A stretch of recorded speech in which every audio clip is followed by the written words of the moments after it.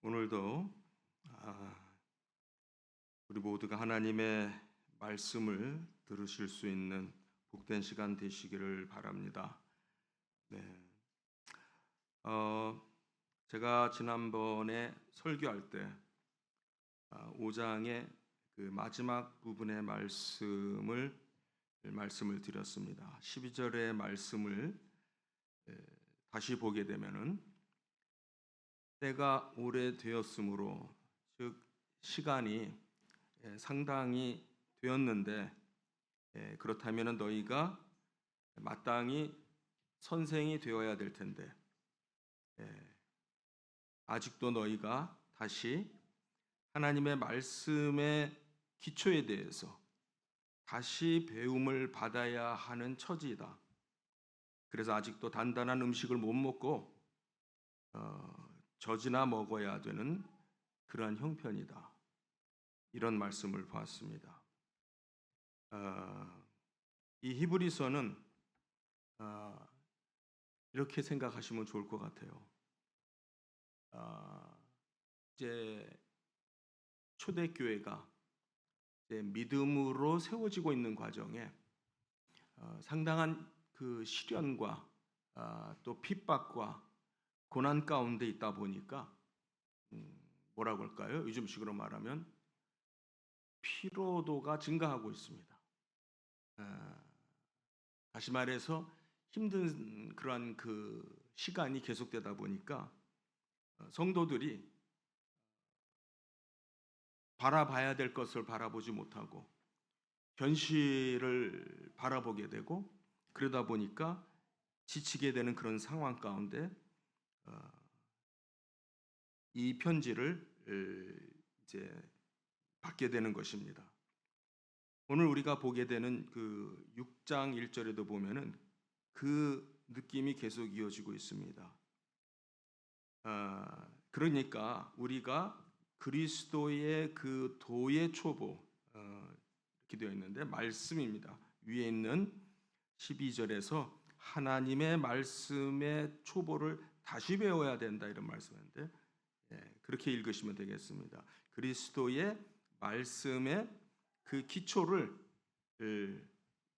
기초의 수준에서 벗어나서 어떻게 하라는 거냐면은, 우리 한글 번역 성경에는 그 다음에 말이 뚝 떨어져서 2절 끝에로 연결이 되는데, 원래 우리 원문 성경에는 우리가 그리스도의 도의 그 초보에서 벗어나서 완전한 대로 나아가라, 완전으로 나아가라, 온전한 것으로 나아가라, 이 뜻입니다.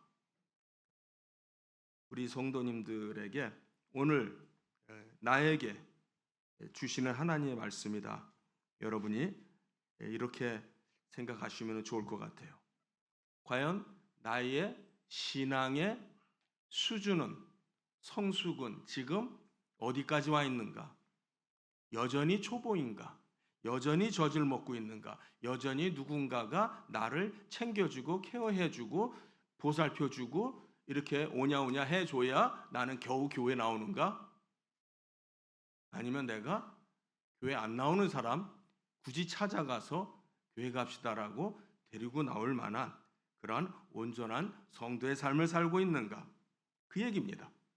그러니까는 아직도 단단한 음식을 먹지 못하고 젖 먹는 그 수준에서 벗어나서 그걸 벗어버리고 완전한 대로 나아가라 라고 말합니다.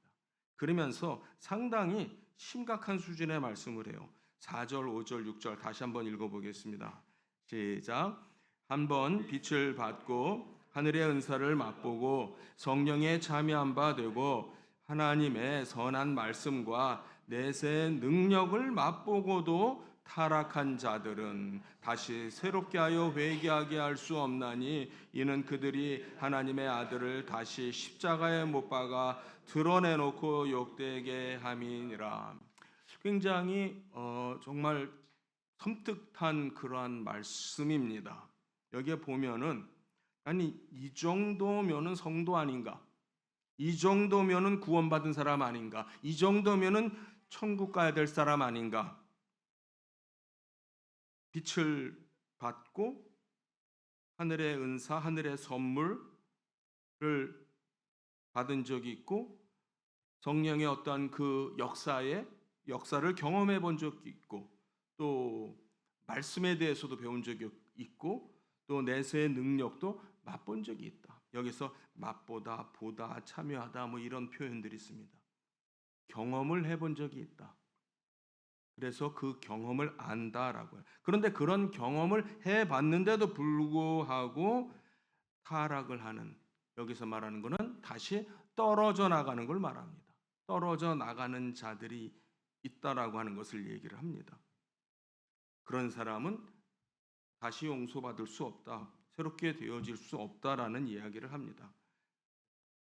이 말을 우리가 신학적으로 많이들 고민들을 하죠. 왜냐하면은 성경에 보면은 우리가 한번 구원받으면은 그 구원은 영원한 것이다. 절대 잃어버릴 수 없다. 이렇게 또 배웠습니다. 우리 자막 요한복음 10장 준비되어 있습니까? 38절 말씀 한번 같이 읽도록 하겠습니다. 그럼 우리 성경 찾아서 우리 한번 보겠습니다. 요한복음 10장 38절의 말씀입니다. 요한복음 10장 38절의 말씀 제가 그냥 읽어드릴게요. 아니 그 말씀이 아닌데 가만히 있어봐요. 잠깐만요. 제가 28절입니다. 죄송합니다. 28 시작. 내가 그들에게 영생을 주노니 영원히 멸망하지 아니할 것이요 또 그들을 내 손에서 빼앗을 자가 없으리라. 네, 그렇죠. 성경에 보면은 서로 상충하는 말씀을 하는 것 같아요. 우리에게 주신 영생은 그 영원한 것이고 어느 누구도 그것을 빼앗아 갈 자가 없다라고 주님이 말씀하셨습니다. 이 구원은 만세 전에 하나님께서 우리를 택하신 데서부터 비롯이 됩니다. 그러니까 이 구원은 한번 우리가 구원받았다라고 하면은 절대 그것을 잃어버릴 수가 없다라는 거예요. 그런데 또 오늘 본문에 보면은 구원받은 것 같은데 내가 교회 다니니까 나는 구원받은 줄 알았는데 그럼에도 불구하고 떨어져 나가는 사람이 있다라는 것을 얘기를 합니다. 두 가지의 관점이 다릅니다. 하나는 하나님의 영원하신 그 주권, 작정의 관점에서 말을 하는 것이고 하나는 우리의 모습, 우리의 삶에서 보여지는 모습을 가지고 얘기를 하는 거예요. 여기에서 제가 좀 어려운 말로 말씀을 드리면은 우리는 어떤 사고에 익숙하냐면 이른바 논리적인 사고에 익숙해요. 그것이 논리에 맞느냐 안 맞느냐. 그런데 여러분들 이것부터 아셔야 돼요. 우리가 흔히 말하는 논리라고 하는 것은 성경적인 논리가 아니에요. 왜 아니냐면은 우리는 초등학교, 중학교, 고등학교, 대학교 다니는 동안 무슨 논리를 배우냐면은 성경하고 안 맞는 논리를 배운 거예요. 그거를 인과론 논리라고 그래요. 우리는 한편에서는 한번 구원받으면 영원히 구원받는 거라며. 그런데 또 왜 그 사람이 이렇게 정말 대단한 체험도 하고 성령도 맛보고 한 사람이 어떻게 구원을 다시 잃어버려? 이런 식의 논리적인 관점으로 접근을 합니다. 그 자체가 성경하고 안 맞아요. 우리가 인정하고 받아들여야 되는 게 뭐냐면 우리가 학교 다니면서 이제까지 우리는 그것이 상식이고 기본이고 당연히 그렇게 하는 거라고 하는 어떤 그 논리적인 사고가 많은 경우에 성경하고 안 맞습니다. 오늘의 본문에서도 그래요. 오늘 본문도 논리적으로 말씀하지 않아요. 오늘 본문도 논리적으로 말씀하지 않아요. 그러면 어떻게 말씀하시는 건가? 일단 6절과 7절에도 보면은 그 7절과 8절에도 보면은 땅에 대해서 비유를 합니다. 땅이 자주 내리는 비를 흡수해요. 비는 어디서 옵니까? 하늘서부터 비가 내립니다. 예, 비가 쭉 왔었어요. 예, 하늘로부터 비가 쭉 왔었어요.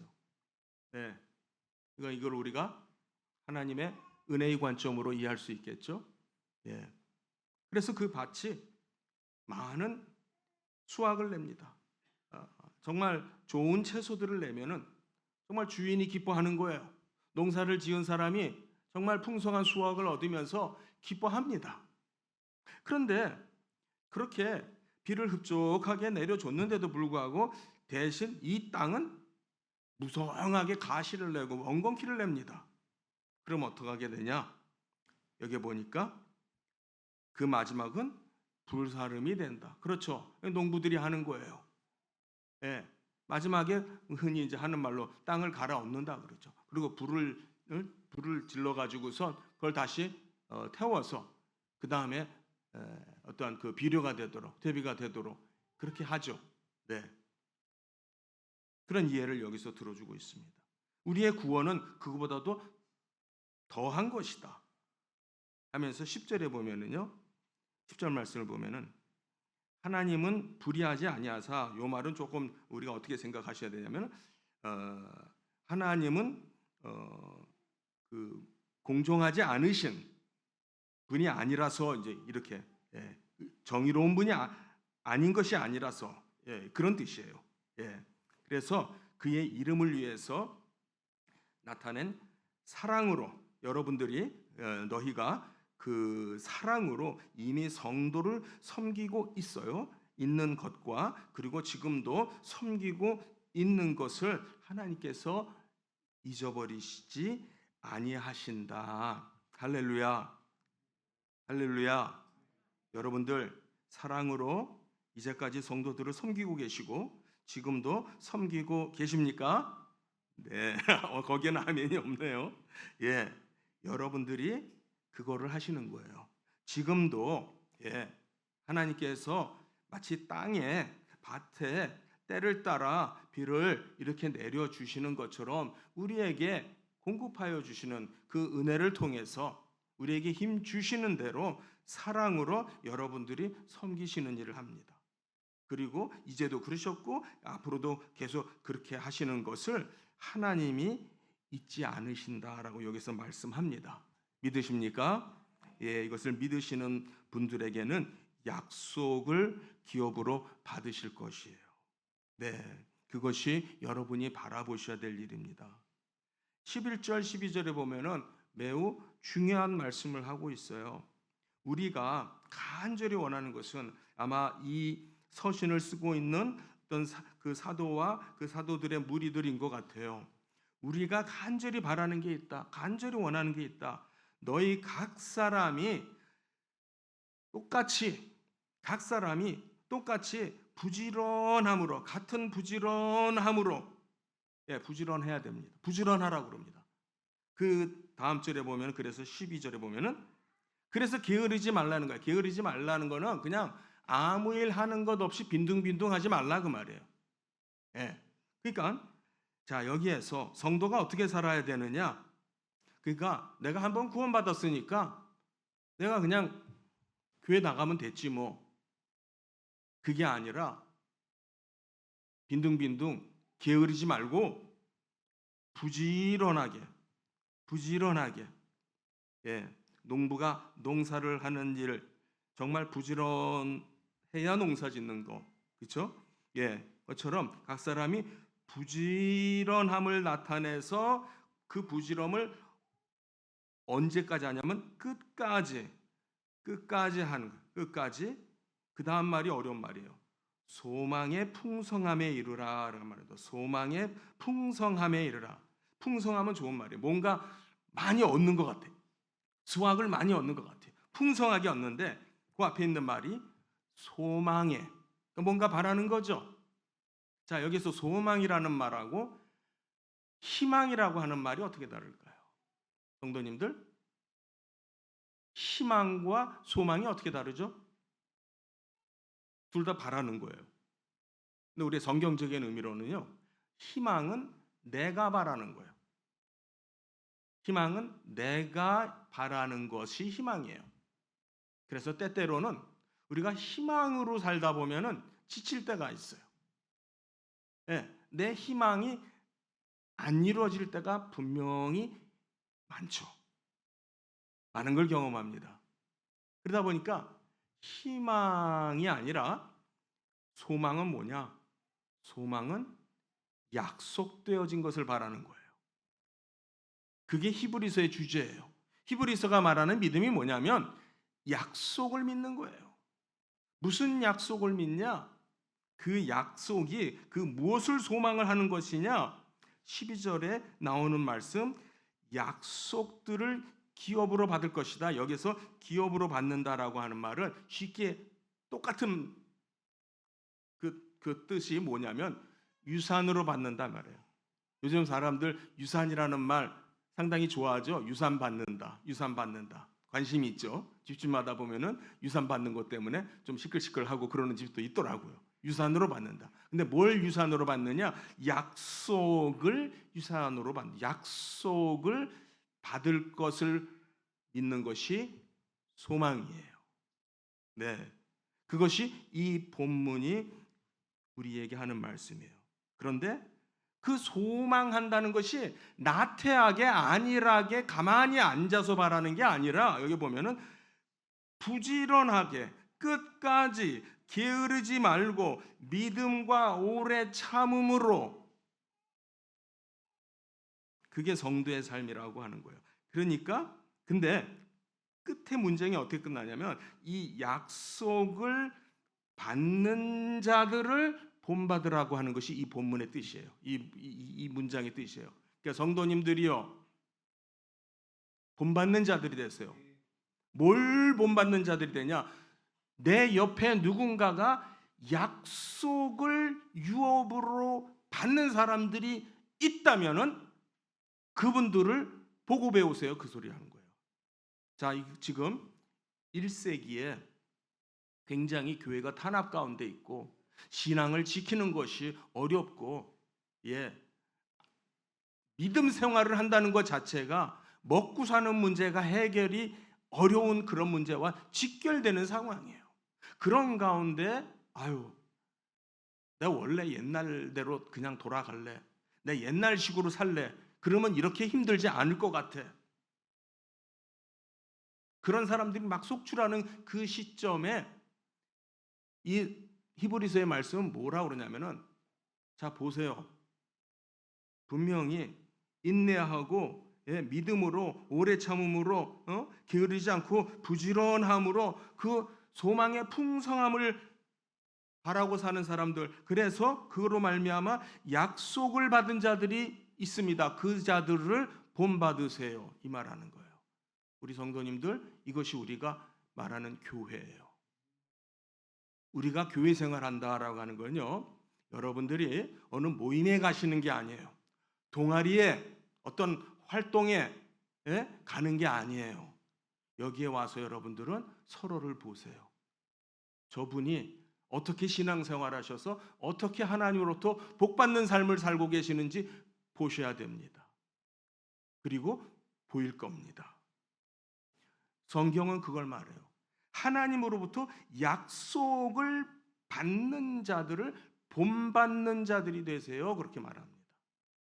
오늘 어버이 주일이에요.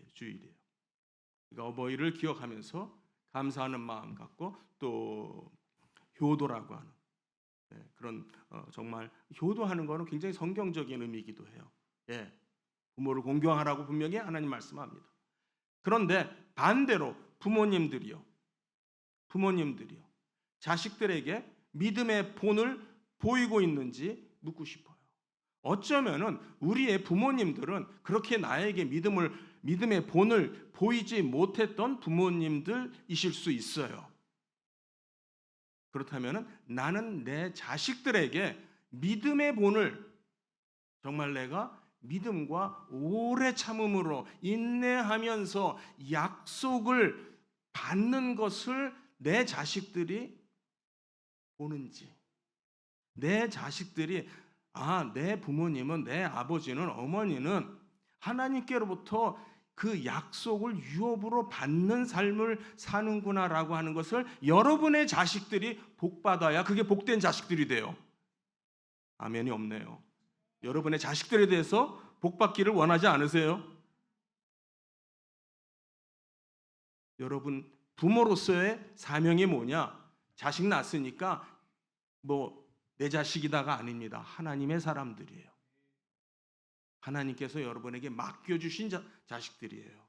여러분은 이 사람들을 성도로서, 하나님으로, 사람으로 세워야 되는 사명과 미션이 있는 분들이에요. 그렇다면 여러분들이 이 본문 말씀에서, 적어도 이 본문 말씀에서 뭐라고 말하냐면은 정말 약속을 기업으로 받는 자들이 되어서 내 자식들이 나를 보고 나도 우리 부모님들처럼 저렇게 살아야 되겠구나라고 하는 그런 관계가 되어야 된다라는 겁니다. 이게 성경의 논리예요. 우리가 학교에서 배운 논리는 왜 이게 논리죠? 한쪽에서는 절대 구원 안 잃어버린다고 했는데 왜 다시 잃어버린다고 그러느냐? 이런 논리적인 시비를 거시지 마시고 성경의 논리는 약속을 어떻게 받았는지 여기에 보니까 그게 바로 견뎌내는 은혜예요. 오늘 제가 설교 제목을 여러 번 생각을 하다가 이게 바로 쉬운 말로 우리가 견딘다.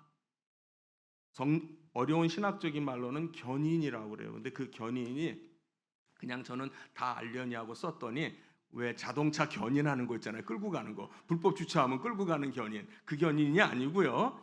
견디고 인내하는 것. 그래서 승리하는 걸 말해요. 그래서 승리하는 은혜. 견뎌내시고 견디어서 승리하는 은혜. 뭐가 승리냐? 그 약속을 받으시는 게, 그게 우리가 소망해야 되는 거예요. 우리가 부모로서 자식들에게, 그게 제가 이런 얘기 자주 하잖아요. 제 자식들 제가 솔직히 좀 자랑하고 싶어요. 근데 제가 기도하면서 참습니다. 정말 잘들 하고 있어요. 그 모든 것들이 정말 제가 생각하기에 분에 넘치게, 제가 감당하기에 넘칠 정도로 하나님께서 복을 부어주시고 계세요. 그것을 아이들에게 제가 말을 합니다. 어떻게 쓰든지 하나님 잘 섬기고 믿음으로 살아야 된다. 꾸준히 인내하고, 누가 알아주든지 알아주지 않든지, 내가 그것에 대해서, 내가 수고한 것에 대해서 정당한 대가를 내가 받든지 안 받든지, 누가 나를 칭찬해 주든지 안 해주든지 하나님은 아시기 때문에 묵묵하게 신실하게 그 일을 쭉 하는 거예요. 그걸 내가 내 자식들에게 보여주고자 하는 겁니다. 그래서 너희들도 그렇게 살아라. 아빠 엄마가 어떻게 사는지 잊어버리지 말아라. 지난 며칠 전에 학교에 어느 목사님께서 이제 설교하러 오셔서 같이 식사를 하시면서 교제를 했습니다. 이 목사님은 정말 섬기는 일을 정말 기쁨으로 많이 하시는 분이에요. 절대 이렇게 빈손으로 다니시질 않아요. 꼭 뭐를 가지고 와서 이렇게 나눠줘요. 이렇게 주는 걸 정말 기뻐하시는 분이에요. 정말 대전에 사시는 분인데, 대전 하면은 유명한 빵집 있잖아요. 유명한 빵집 이름 대면 제가 광고하는 것처럼 오해할 수 있으니까 대전에서 오시면서 여기서 그 빵 자주 못 먹으니까 몇 박스씩 가져와 가지고서 보는 사람 막 다 나눠주고 그냥 기쁨으로 그러세요. 그리고 또 우리 청소년들을 위해서 정말 그 전국적으로 집회를 인도하시고 정말 어려운 사역을 수십 년째 그렇게 해오고 계세요. 정말 헌신적으로 그렇게 애써서 그런 일을 하시고 계세요. 그러면서 그러신 분인데 식사를 하시다가 굉장히 마음이 기뻐가지고 그냥 막 뿌듯해가지고 교수님 제가 자랑 하나 하려고 합니다. 예, 뭔데요? 제 아들이 사법고시 패스를 했습니다.